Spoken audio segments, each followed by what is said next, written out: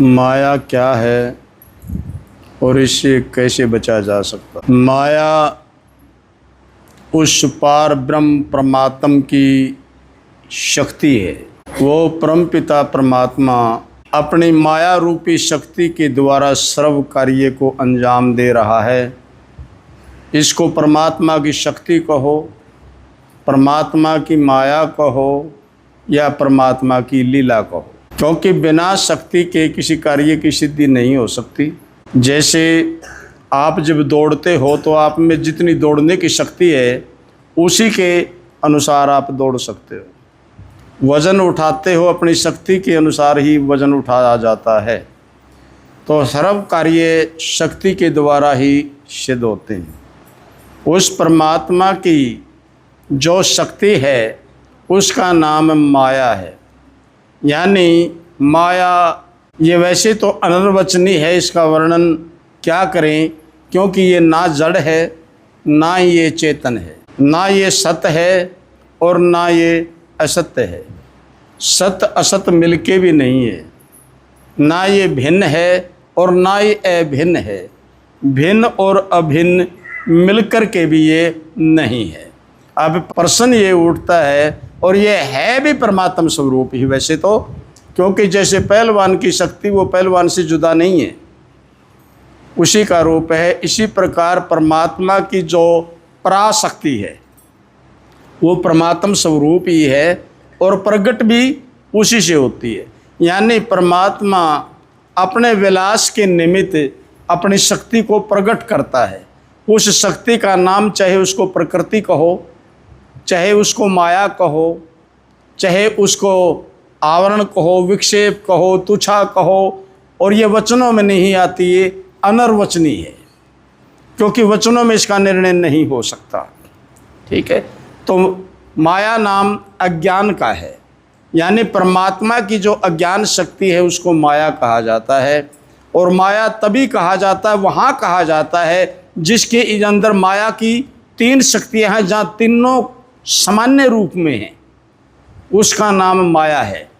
तीन शक्तियाँ रजोगुण, तमोगुण और सतोगुण, जहाँ ये तीनों यानी 33.3% सतोगुण, 33.3% रजोगुण और 33.3% तमोगुण, ये बराबर की तीनों गुण इसमें बराबर की शक्ति है। जैसे अग्नि के अंदर दाह, उष्ण और प्रकाश तीन शक्ति हैं, और उन तीनों शक्तियों को मिलाकर के उसको अग्नि कहा जाता है।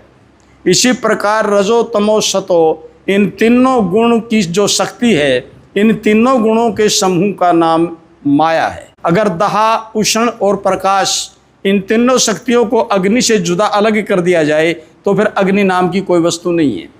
रजो, तमो, सतो को अगर माया से भिन्न किया जाए तो फिर माया नाम की कोई वस्तु नहीं है।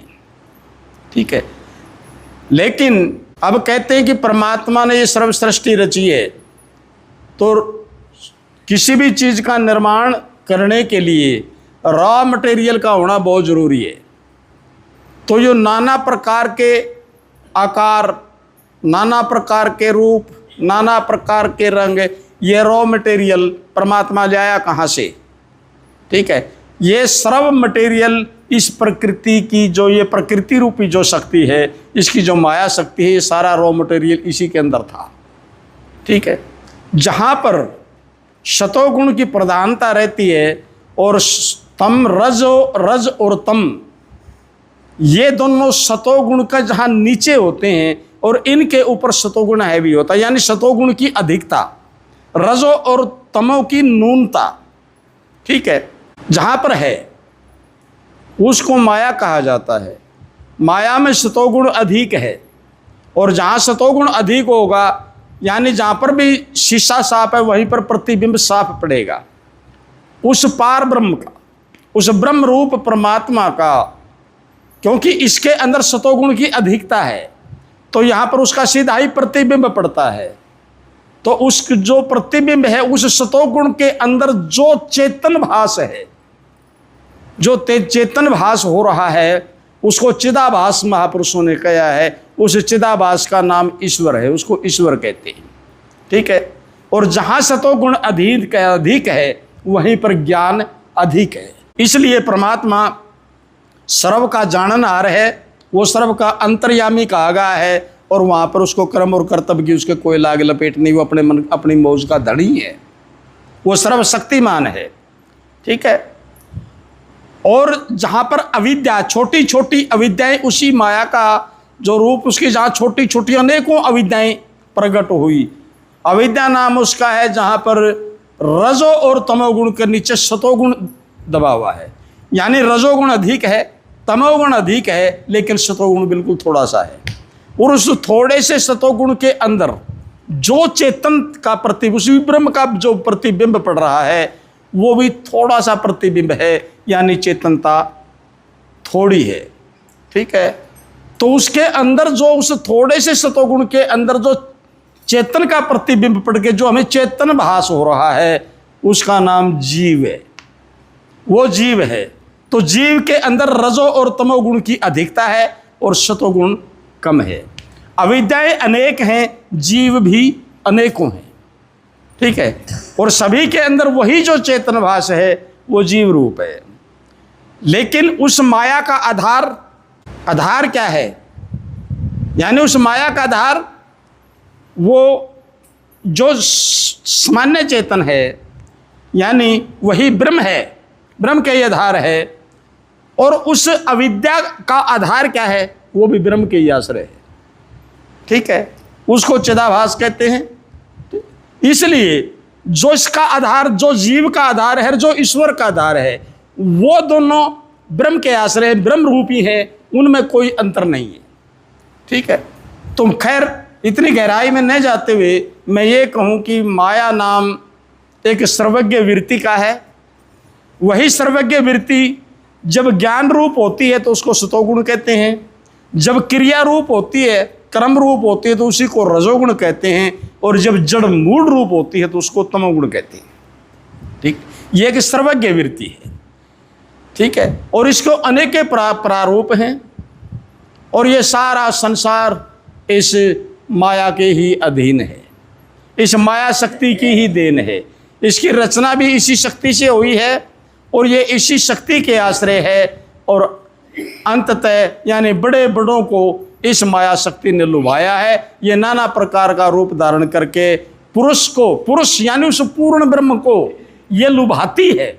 जैसे एक नर्तकी स्टेज के ऊपर नाना प्रकार का हार श्रृंगार लगा करके, और जो है वो देखने वालों को अपनी ओर आकर्षित करती है, तो ये प्रकृति भी, ये माया भी उस नर्तकी की तरह है। ये नाना प्रकार का हार श्रृंगार लगा करके और ये पुरुष को मोह रही है, यानी उस पूर्ण ब्रह्म को मोह रही है। और वो इसके मोह के वशीभूत होकर के ही ईश्वर भाव को प्राप्त होता है, ईश्वर भाव से जीव भाव को प्राप्त होता है। और ये कहता है मैं अपना आप को नहीं जानता, हंग ना जनामी। ठीक है। मैं नहीं जानता अपना आप को कि मैं कौन हूँ। ठीक है। खैर, तो प्रमाण माया बहु रूपधारी सब ही को लागे प्यारी, ब्याही ना कवारी ये तो अजब बलाए है। ब्रह्मा विष्णु शिव आदि सब किए बराबाद, और नारद पर भी गिरी गाज कपि मुख लाए है। वेश्या के समान जान मोह रही या सीना तान, आए का समान करे या किसी के संग नहीं जाए। पीव को पणावे पूत या पति को बनावे पूत, देखिया की करतूत। अरे भैया, ईश्वर का बदल के रूप जीव को रिझारी है। ठीक है। तो इस प्रकार से इसका नाम माया है। ठीक है। अब ये दूर कैसे हो? कारण के कारज को जाने बगैर कारण का ज्ञान नहीं हो सकता।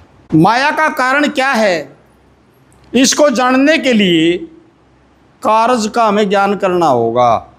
जैसे मिट्टी को जानने के लिए घड़े का ज्ञान किए बगैर मिट्टी की जानकारी नहीं हो सकती। मिट्टी में चिकनाई थी तो घड़ा बना, यूं रेत राख का क्यों नहीं बना? ठीक है। तो कारज के जानने से ही कारण के ज्ञाता हुए हैं। जैसे पुत्र के जानने से ही पिता का ज्ञान होता है, बेटे से ही बाप का ज्ञान होता है, शिष्य से ही गुरु की पहचान होती है। तो इसी प्रकार से इसके कारण को जानने के लिए इसके कार्य का हमें बोध करना होगा। ठीक है। माया का कारण चित्त पुरुष आत्मा है, कहीं बाहर से नहीं आई है। जैसे जल के अंदर जो काई थी, बूर, वो कहीं बाहर से नहीं आया, वो जल से ही प्रकट हुआ है और जल को ही छुपा लिया उसने, जल के ऊपर फैल गया और जल को ही उसने छुपा लिया। जल कहीं आया गया नहीं है, सिर्फ वहीं है जल तो, लेकिन उसको ऊपर आवरण छा गया उस काई का। काई कहीं बाहर से नहीं आई, जल के आश्रय थी, प्रकट भी जल से ही हुई है और छुपा भी जल को ही रही है, और है भी जल का ही रूप। जैसे खूंटी के आश्रय कपड़ा टांगते हो, वो कपड़ा उस खूंटी का ही आश्रय टंगा हुआ है और खूंटी को ही छुपा लेता है। मिट्टी के आश्रय ये मकान खड़ा है और इस मिट्टी को ही छुपाया हुआ है। कुएं का अंधेरा कुएं से ही प्रकट होता है और जो है कुएं के ही जल को छुपा लेता है। ऐसे कर ये परमात्मा की शक्ति परमात्मा से ही प्रकट हुई है और उसी को इसने आवर लिया है और ये उसी को छुपाए बैठी है। ठीक है, ये इसका कारण है। यानी इसके जब कार्य को हमने देखा ठिंडोल करके, महापुरुषों ने जब इसके कारज को खोज करी, विवेक के द्वारा तोला, तब इसके कारण का पता चला कि ये कहीं बाहर से नहीं आई। ठीक है, इसी प्रकार से यानी इस जीव को बांधने वाला जीव कहीं में बंधा हुआ नहीं है, ये केवल अपने ही अज्ञान से बंध रहा है, दूसरा कोई बांधने वाला इसको है ही नहीं। और वो अज्ञान इसके अंदर आया कहाँ से? वो प्रकट भी इसी से ही होया है। सारा रॉ मटेरियल इसी ने प्रकट किया है। मकड़ी जाड़ा बुनती है, बाहर से वो कोई मटेरियल नहीं लेके आई, वो जाड़ा उसी के अंदर से प्रकट हुआ है, वह लार, और उस लार से ही उसी ने ही जाड़ा बुना है और वह उसी के अंदर खुद ही फंसी बैठी है और उसी जाड़े में फंस के मर जाती है। तो यानी खैर मोटे तौर पे ये बताऊं कि अंधेरा प्रकाश के बगैर दूर नहीं होगा। अंधेरा मिटाना है तो प्रकाश करना ही होगा। अंधेरा ना रोटी छोड़ने से दूर होगा, ना उल्टा लटकने से दूर होगा, ना नंग नागा रहने से दूर होगा, ना वो भगमे पहनने से दूर होगा, ना वो व्रत करने से दूर होगा, ना तीर्थ जाए से दूर होगा। ठीक है, ना इन ये बुत प्रस्ती से भी दूर नहीं होगा, पत्थरों आगे मत्थे फुड़ाने से भी अंधेरा दूर नहीं होगा। अरे कुछ भी तो करने की जरूरत नहीं है, केवल वहां पर प्रकाश कर दो। अंधकार अंधेरे का अल्टरनेट केवल और केवल ही प्रकाश है। प्रकाश के बगैर अंधेरा नहीं मिटेगा। तो ये अज्ञान रूपी अंधकार बिना ज्ञान रूपी प्रकाश के दूसरा इसका कोई योग युग और कोई और तरीका नहीं है कि ये अज्ञान रूपी अंधेरा दूर हो जाए। ये ज्ञान से ही दूर हो। और क्या बताया था आपने? माया का मोह है? पाप क्या है? जिस कार्य के द्वारा किसी का अनर्थ हो, जिस कार्य के द्वारा किसी का अनर्थ हो वही कर्म पाप है। यानी जिससे अनर्थ होत किसी का ऐसी कार ना करिए और तेरे किए मिलेंगे तुझ ही भाई बुरे कर्म से डरिए। ठीक है, तो जिससे किसी दूसरे का अनर्थ हो वो कर्म पाप है। और पाप तीन प्रकार के होते हैं। पाप मन से भी होता है, पाप देह से भी होता है और पाप वाणी से भी होता है। और तीनों का फल बराबर ही है। यानी उदाहरण के तौर पर हम जगह दे जा रहे, तेरी औलाद मरियो, मारी तो कोनी, वाणी से कहा है लेकिन पाप हो चुका है। तेरा नाश हो यो, या किसी से कह के पाप करवा देना, इसका हानि कर दे दूं, तो ये वाणी का पाप आप कर चुके हो। मन से बुरा सोचना किसी का, मन से बुरा करना, ये मानसिक पाप है, मन से भी पाप होता है। और एक देह से किसी का बुरा कर दिया, वो देहिक पाप है और तीनों का फल बराबरी भोगना पड़ेगा। यही पाप है। बोल सतगुरुदेव महाराज की।